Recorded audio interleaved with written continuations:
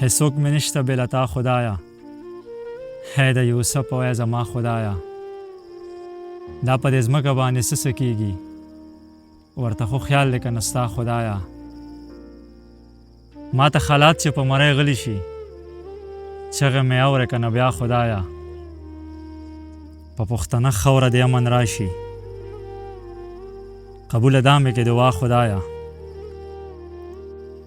دلته په زړه یوه په خوله بله وي، راته معلومه شه دنیا خدایه. زما د خاله دنیا څه خبرېږي، تو خو خبر یې د هر چا خدایه.